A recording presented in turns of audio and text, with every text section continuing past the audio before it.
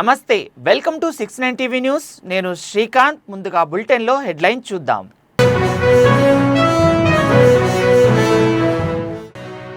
ఇందిరాగాంధీని ఆదర్శంగా తీసుకొని పాకిస్తాన్ని మరోసారి ఓడించాలి.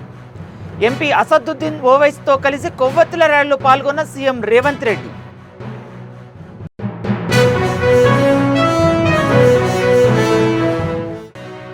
ప్రధాని మోడీ నేతృత్వంలో దేశం అభివృద్ధి పదంలో పయనిస్తోంది. శ్రీ సత్యసాయి జిల్లా పాలసముద్రంలో పర్యటించిన కేంద్ర మంత్రి పంకజ్ చౌదరి.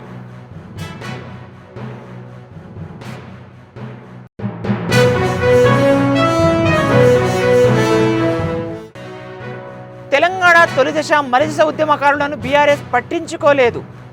2 సార్లు సీఎంగా ఉన్న కేసీఆర్ ఏం చేశారని ప్రశ్నించిన జేఏసీ నేతలు.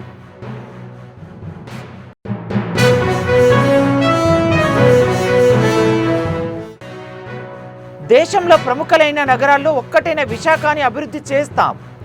ఆర్థిక రాజధాని ప్రమాణాలను అనుగుణంగా తీర్చిదిద్దామన్న ఇన్ఛార్జ్ మంత్రి.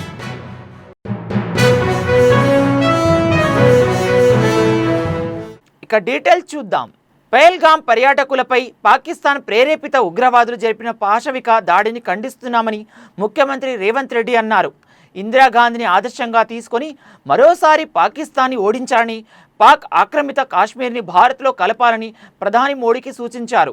ఉగ్రవాదుల దాడులు మరణించిన వారికి నివాళులుగా బాధితులకు సంతాప సూచకంగా హైదరాబాద్లోని నెక్లెస్ రోడ్ పీపుల్ ప్లాజా నుంచి ఇందిరాగాంధీ విగ్రహం వరకు కొవ్వొత్తుల ర్యాలీ చేపట్టారు. ఈ సందర్భంగా సీఎం రేవంత్ రెడ్డి మాట్లాడుతూ, ఇది భావోద్వేగమైన సందర్భం. దేశ సార్వభౌమాధికారాన్ని కాపాడాలని ప్రధాని మోడీకి విజ్ఞప్తి చేస్తున్నామని తెలిపారు.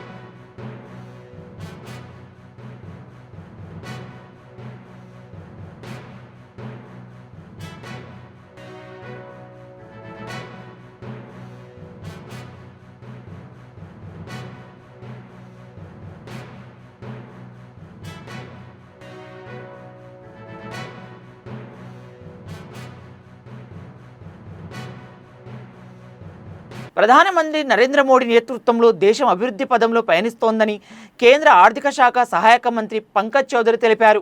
శ్రీ సత్యసాయి జిల్లా గోరంట్ల మండలం పాలసముద్రంలో నాసిక్ వద్ద పలు అభివృద్ధి కార్యక్రమాలలో కేంద్ర మంత్రి పాల్గొన్నారు. National Academy of Customs Indirect Taxes and Narcotics అకాడమీలో 75వ Indian Revenue Services passing out parade ఘనంగా నిర్వహించారు.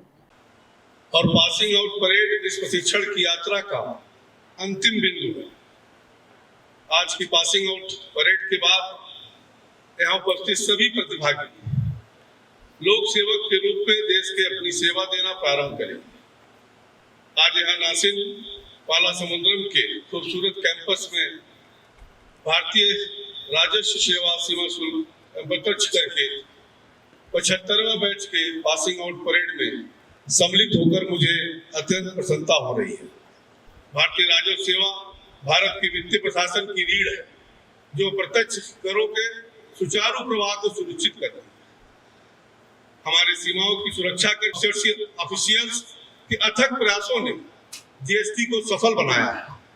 जीएसटी कर पालन को सरल बनाने, राजस्व हानि को रोकने और एक सहकारी संघवाद को बढ़ावा देने में अत्यंत सहायक है।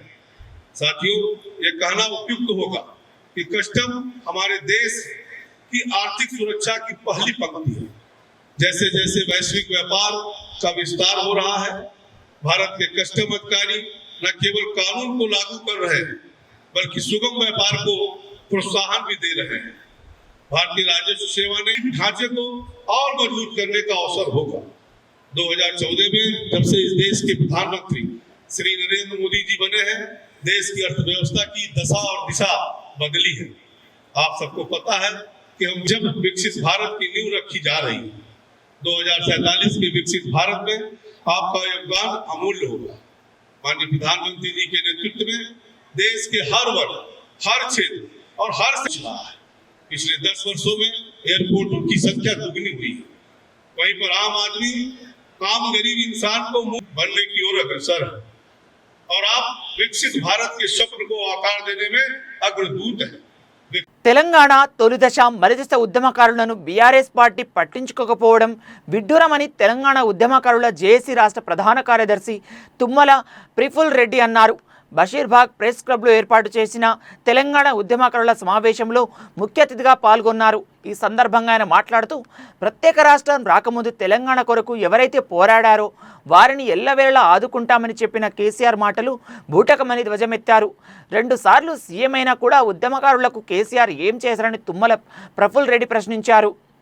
ఎలక్షన్ కంటే ముందు 2001 కంటే ముందు మీ యొక్క ఆర్థిక పరిస్థితి ఏంటిది? 2001 తర్వాత 2014 తర్వాత మీ ఆర్థిక పరిస్థితులు ఏంటి అని ఆలోచన చేస్తే ఈ రోజున ఒక్కొక్కరు కూడా లక్షల కోట్లకు మరి మీరు అక్రమ సంపాదనని చేసుకోగలిగింది. అంటే ఇదంతా కూడా తెలంగాణ ప్రజలకు సంబంధించినటువంటి యొక్క విషయమే. కాబట్టి తెలంగాణ ప్రజలను మోసగించి తెలంగాణ వనరులను కొల్లగొట్టి కనీసం చెంచడి నీళ్లు కూడా రైతులకు అందినటువంటి ఒక పరిస్థితి లేదు. ఒక గడీల పాలన, ఒక దుర్మార్గ పాలన, ఒక ధరల పాలన, ఒక విధ్వంస పాలన మీరు సాగించిన బహిరంగ సభ పెట్టుకోవడానికి ఎట్టి అర్హత లేదు. మీరు దొంగలు, మీరు పెద్ద బట్టెబాజులు, మీరు పెద్ద అబద్ధాల కోరులు. అబద్ధం అంటే గ్లోబల్ అంటే అబద్ధాలకు నిలయం అని అనుకుంటాం, కానీ ఆ గ్లోబల్కు కూడా మీరు గురువులు. ఆ గ్లోబల్ కూడా బహుశా మీ దగ్గరనే నేర్చుకున్నాడేమో అబద్ధాల దేశంలో. దీంట్లో తెలంగాణ ఉద్యమంలో 96 నుంచి పనిచేస్తున్నటువంటి వాళ్ళు, అదేవిధంగా 69 ఉద్యమకారులు కూడా పనిచేసుకుంటూ తెలంగాణ అమరవీరుల కుటుంబాలకు తెలంగాణ ఆ రోజు 2000లో మేమేమంటున్నామంటే ఇప్పటిదాకా మోసం చేసింది చాలు, ఉద్యమకారులను తెలంగాణ కూడా ఈ మీటింగ్కు వెళ్ళొద్దని చెప్తూ, అదేవిధంగా ఏదైతే తెలంగాణ ఉద్యమకారులు ఉన్నాయో ఆ డిమాండ్లు కూడా పూర్తిగా ముందుకు ఉంచి దీన్ని ముందుకు తీసుకుపోతా ఉన్నాం. కాబట్టి మీరందరూ కూడా తెలంగాణ ఉద్యమకారుల జేఏసీ పక్షాన రాష్ట్ర వ్యాప్తంగా పోరాడాలని కోరుతూ ధన్యవాదాలు. ఇప్పుడు బీఆర్ఎస్ పార్టీ 25 ఏండ్ల ఆవిర్భావ సందర్భంగా వరంగల్లో నిర్వహించే వజ్రోత్సవ కార్యక్రమానికి హైదరాబాద్ అంబర్పేట్ అలీకేఫ్ చౌరస్తా వద్ద బీఆర్ఎస్ పార్టీ జెండాను ఎమ్మెల్యే కాలేరు వెంకటేష్ ఆవిష్కరించారు.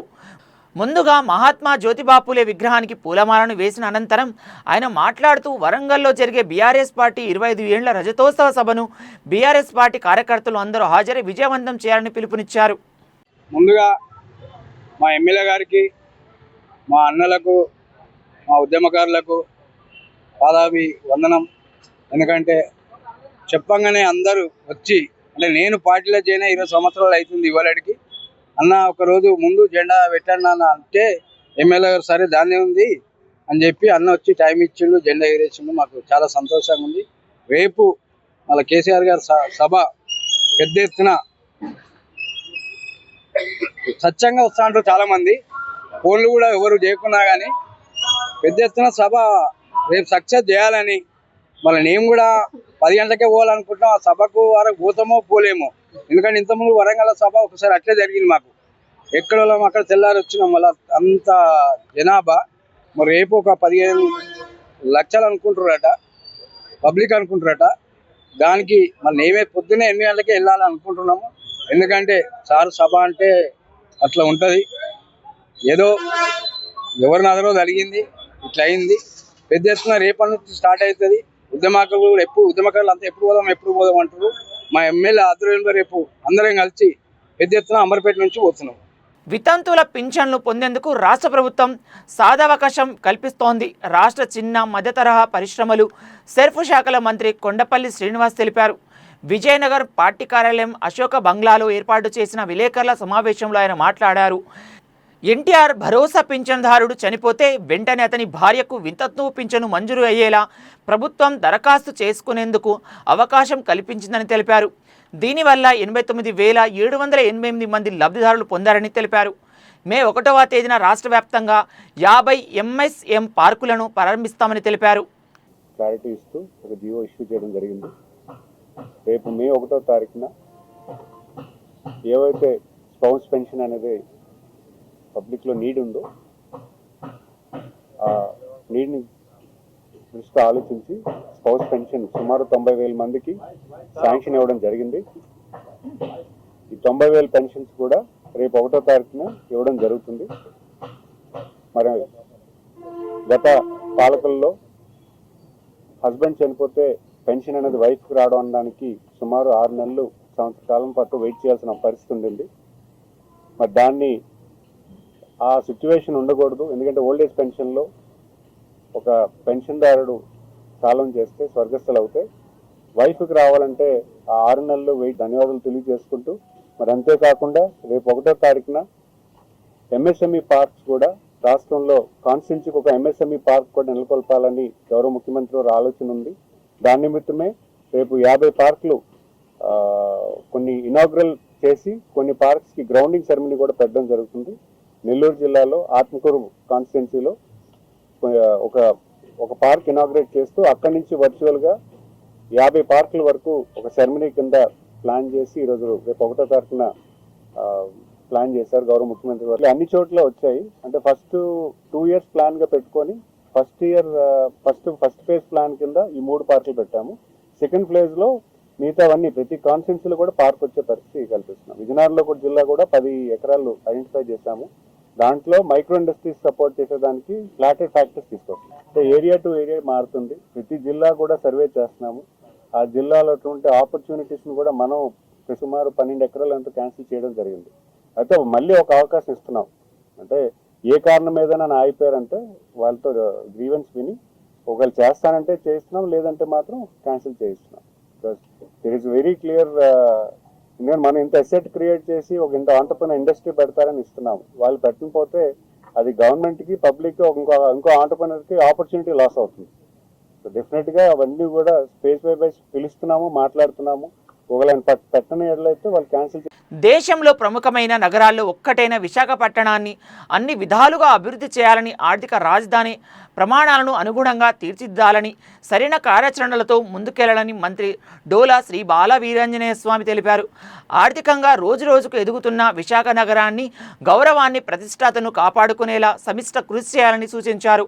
విశాఖపట్నం జిల్లా ప్రజాప్రతినిధుల అధికారులతో కలెక్టరేట్ మీటింగ్ హాలులో జరిగిన జిల్లా అభివృద్ధి సమీక్ష మండలి సమావేశంలో ఆయన వివిధ అంశాలపై దిశానిర్దేశం చేశారు. ఈరోజు డిఆర్సీ మీటింగ్లో ముందుగా మొన్న జమ్మూ కాశ్మీర్లో జరిగినటువంటి సంఘటనలో తీవ్రంగా ఖండిస్తూ మన విశాఖపట్నం వాసి, అదేవిధంగా కావల్లో కూడా మన ఆంధ్రప్రదేశ్ రాష్ట్రానికి చెందిన 2 దుర్మరణం పాలవటం, దాని పట్ల డిఆర్సీలో వారికి సంతాపం తెలియజేస్తూ ఈ సంఘటన తీవ్రంగా ఖండిస్తూ ప్రధానమంత్రి గారికి, ప్రభుత్వానికి అండగా మన రాష్ట్ర ప్రభుత్వం ఉంది. అదేవిధంగా జరిగినటువంటి అంశాలని ప్రజాప్రతినిధులు ప్రస్తావించడం జరిగింది. ఈ టిట్కో అదేవిధంగా విఎంఆర్డి మాస్టర్ ప్లాన్ మీద ప్రత్యేకంగా మే నెలలో ఒక సమావేశం ఏర్పాటు చేయాలని కూడా పూర్తి స్థాయిలో చర్చించాలని కూడా దానిలో నిర్ణయం తీసుకోవడం జరిగింది. స్టాగ్నేషన్ అటువంటి వాటిని కూడా ఎలిమినేషన్ చేయాల్సిన విధంగా శానిటేషన్ పనులు చేపట్టాలి. అదేవిధంగా కేంద్ర ప్రభుత్వ సంస్థలు ఉన్నటువంటి రైల్వేస్, హైవేస్ పక్కన ఇలాంటి వాటి ఉన్నట్టయితే దానికి కలెక్టర్ గారి నేతృత్వంలో ఒక కమిటీని ఏర్పాటు చేసి ఈ ఎలిమినేషన్ ప్రాసెస్ చేసేదానికి కూడా చర్యలు తీసుకోవాలని చెప్పేసి ఈ సమావేశంలో చర్చ జరిగింది. నగరంలో ఉన్నటువంటి లైట్స్ విషయంలో ఎక్కడైతే 20 వాట్స్ అలా ఉన్నా కూడా ఎలిమినేషన్ పెంచే విధంగా రీప్లేస్మెంట్ని చేసే విధంగా చేస్తారు. వాళ్ళంటే సమస్యలు వచ్చాయి. అందువల్ల వీటిని రెక్టిఫై చేయాల్సిన అవసరం ఉంది. రెండవది, కొంతమంది గత ప్రభుత్వంలో 18కి ముందు ఉండే లబ్ధిదారుల లిస్టు కూడా కనపడకుండా చేసిన పరిస్థితులు ఉన్నాయి. ఇవన్నింటినీ కూడా మా అవసరం అయితే సాఫ్ట్వేర్లో నుంచి తీసుకొని చేయాలనేది ఉంది. రెండోది, కొంతమంది అసలు డబ్బులు కట్టకుండానే రిజిస్ట్రేషన్ చేసిన సిచ్యువేషన్ కూడా ఉన్నాయి. వీటన్నిటిని వెరిఫై చేసి వాటిని పూర్తి స్థాయిలో చేయాలని చెప్పడం జరిగింది. అందుకోసమే ప్రత్యేకంగా టిట్కో మీద ఎండీని కూడా పిలిపించి రివ్యూ అనేది 14-19 మేము మా ప్రభుత్వంలో ఇచ్చినటువంటి ఇల్లు కట్టుకోవడానికి కనీసం బెనిఫిషియరీ డబ్బులు ఇవ్వకుండా వేధించిన పరిస్థితులు. మేము గత ప్రభుత్వంలో ఇచ్చిన ప్రజలను చూస్తున్నాం, ప్రతి ఒక్కరికి ఇల్లు కావాలని మేము చూస్తున్నాం. ఆ విధంగా అదనంగా వాళ్ళు కట్టుకోవడానికి కావాల్సినటువంటి ఎస్సీ అయితే 50,000, బీసీ 50,000, ఎస్టీలో 70,000 అదనంగా కూడా ఇస్తున్నాం. అదే ఇది ఎంకరేజ్ చేస్తాం. కట్టుకోకుండా 1 సెంటు ఉన్నటువంటి వాళ్ళు మాకు ఈ ప్లేస్ వద్దు వేరే చోట ఇమ్మన్న వాళ్ళకి రేపు 2 సెంట్లు ఇస్తాం. లేదు కొంతమంది మాకు అక్కడే ఇల్లు కావాలన్నా కొత్త లబ్ధిదారుడు పాత వాళ్ళు క్యాన్సిల్ చేసి ఆ ప్లేస్ కూడా ప్రైమ్ ల్యాండ్ మాకు కావాలని అడిగితే అక్కడైనా ఇవ్వడానికి సిద్ధంగా ఉన్నాం. ఇవన్నీ కూడా జీవో కూడా ఇచ్చేసాను మేము. 35,000 కూడా. జమ్మూ కాశ్మీర్లోని పెహల్గాంలో అమాయక పర్యాటకులపై దాడికి పాల్పడ్డ ఉగ్రవాదులను కఠినంగా శిక్షించాలని వికారాబాద్లోని డాక్టర్స్ మెడికల్ కళాశాల విద్యార్థులు వర్షాన్ని సైతం లెక్క చేయకుండా ర్యాలీ నిర్వహించారు. ఈ సందర్భంగా వారు మాట్లాడుతూ ఉగ్రవాదాన్ని అంతం చేయడానికి దేశ ప్రజలందరూ ఏకం కావాల్సిన సమయం ఆసన్నమైందన్నారు. కేంద్ర ప్రభుత్వం దాడికి పాల్పడ్డ ఉగ్రముఖాలను కఠినంగా శిక్షించాలని డిమాండ్ చేశారు. ఎంతో సంతోషాన్ని కలిగిస్తుంది.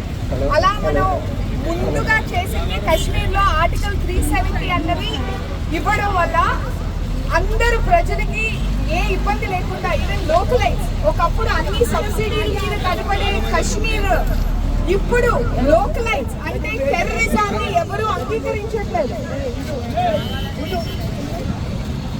టెర్రరిజాన్ని ఎవరు అన్యాయం చేసే మన దేశం గురించి మాట్లాడే రైట్ ఎవడండి వాడు? ఎవడు మాట్లాడతాడు? ఎంత పురోగతి సాధించాం మనం. ఎవరిని ఎవడు డిపెండెంట్ లేకుండా జమ్మూ కాశ్మీర్ ఒకప్పుడు అందరినీ అడుక్కునే దేశం ఇప్పుడు ఎంతో టాప్ లో ఉంది. కేవలం టూరిజం మీద చూపిస్తారు. ప్రాణం తీయడం అంత సులువా? మనుషులు చంపడం అంత సులువా? రాక్షసత్వం అది. ఎవ్వరూ నాకు తెలిసి ఏ కుటుంబం కూడా సహకరించదు. ఏ మనిషి సగం ముఖ్యంగా ఒక భారతీయుడికి రక్తం మరిగిపోతుంది ఒక తోటి నూతన వధువు. అలాంటిది మనం ఎంత పురోగతి సాధిస్తున్నామని వాడు సహకరించలేక ఒక పిరికి స్థానంలో వెళ్ళి దాడి చేయడం అనేది ఐ థింక్ చాలా తప్పు. అంతవరకు అయితే దాని గురించి, ఎందుకంటే భారతదేశ పురోగతే మన పురోగతి. దాన్ని దెబ్బతీసాడు. అది ఆల్రెడీ జరిగిపోయింది. టూరిజం బాగా పడిపోయింది. మళ్ళీ కాశ్మీర్లో మళ్ళీ అల్లర్లు మొదలవుతాయి. ఎంతమంది ప్రాణత్యాగం ద్వారా మనం ఇది సాధించామో మర్చిపోకూడదు. అందుకని మే 1న సీఎం చంద్రబాబు నాయుడు ఆత్మకూరులో పర్యటించినట్లు మంత్రి ఆనం రామనారాయణ రెడ్డి తెలిపారు. పర్యటన ఏర్పాట్లపై అధికారులతో పర్యవేక్షించారు. ఆత్మకూరులో సమీప గ్రామంలో పింఛన్లు పంపిణీ, నారంపేట వద్ద ఎంఎస్ఎంఈ పార్క్ ప్రారంభోత్సవం, పార్టీ కార్యకర్తలతో సమావేశం వంటి కార్యక్రమాలు ఉంటాయని మంత్రి ఆనం తెలిపారు.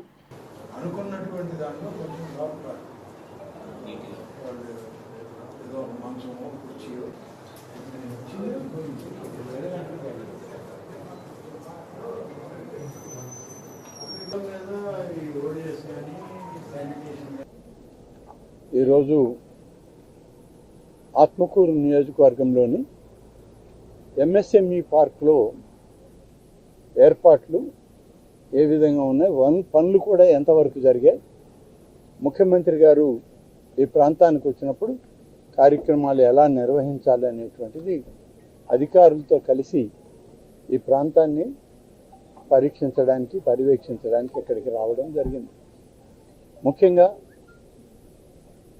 రేపు నెల మే 1వ తారీఖున మేడే రోజున పారిశ్రామిక ప్రగతి గురించి ఈ రాష్ట్రంలో గౌరవ ముఖ్యమంత్రి చంద్రబాబు నాయుడు గారు అనేక ప్రాంతాల్లో జరిగేటువంటి కార్యక్రమాలకి మన నియోజకవర్గంలో ఉన్న ఎంఎస్ఎంఈ పార్క్ని ఇక్కడ ఎంపిక చేసుకొని ఇక్కడి నుంచే రాష్ట్రంలో నలుమూలలా ఉన్నటువంటి అనేక ఇండస్ట్రీకి మంచి వైభవం రాబోతుందనేటువంటిది మా అందరికీ సంతోషిస్తూ ఉన్నాం.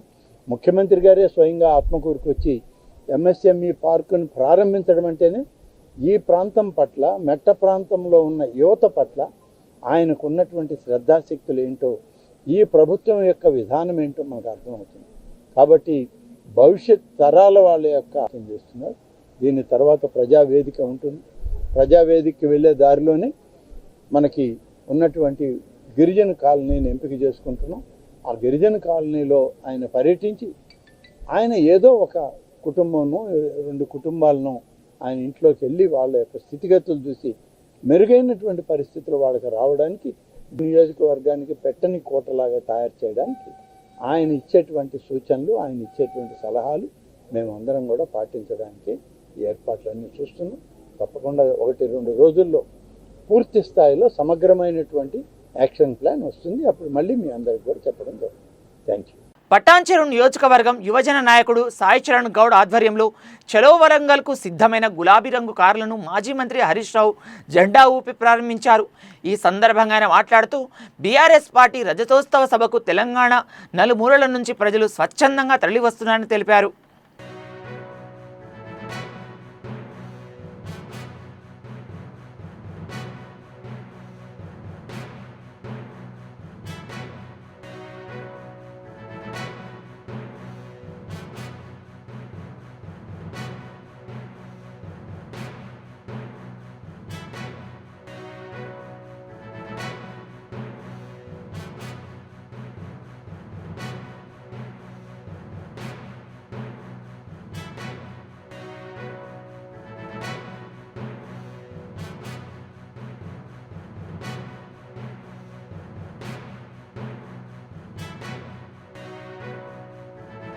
పాకిస్తాన్కు వ్యతిరేకంగా కాశ్మీర్లోని పహల్గామ్లో హిందువులపై ఉగ్రవాదులు జరిపిన కాల్పులకు వ్యతిరేకంగా దాడిని ఖండిస్తూ కొత్తగూడెంలో భారీ ఎత్తున హిందూ సమాజం ఓల్డ్ డిపో నుంచి ర్యాలీ చేపట్టారు.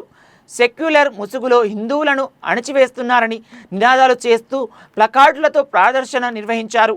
ఈ కార్యక్రమంలో పట్టణంలోని వ్యాపారులు, యువకులు, వివిధ పార్టీలకు చెందిన రాజకీయ నాయకులు పాల్గొన్నారు.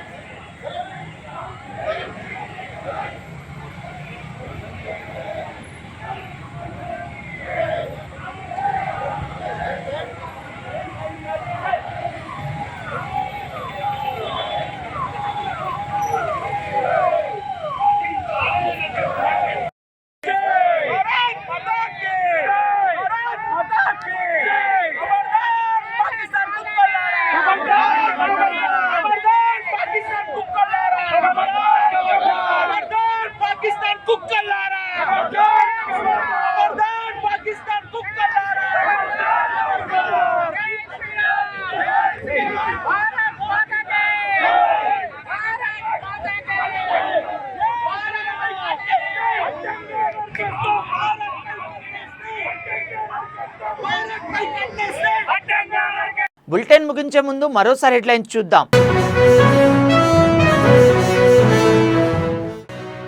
ఇందిరాగాంధీని ఆదర్శంగా తీసుకొని పాకిస్తాన్ని మరోసారి ఓడించాలి.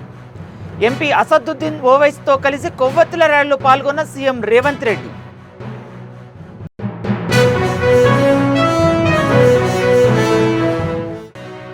ప్రధాని మోడీ నేతృత్వంలో దేశం అభివృద్ధి పదంలో పయనిస్తోంది.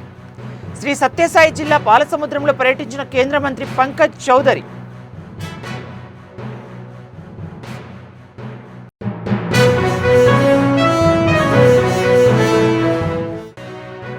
తెలంగాణ తొలిదశ మలిదశ ఉద్యమకారులను బీఆర్ఎస్ పట్టించుకోలేదు.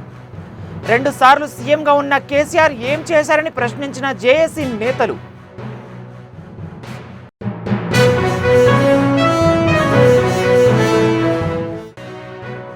దేశంలో ప్రముఖులైన నగరాల్లో ఒక్కటైన విశాఖని అభివృద్ధి చేస్తాం. ఆర్థిక రాజధాని ప్రమాణాలను అనుగుణంగా తీర్చిదిద్దామన్న ఇన్ఛార్జ్ మంత్రి.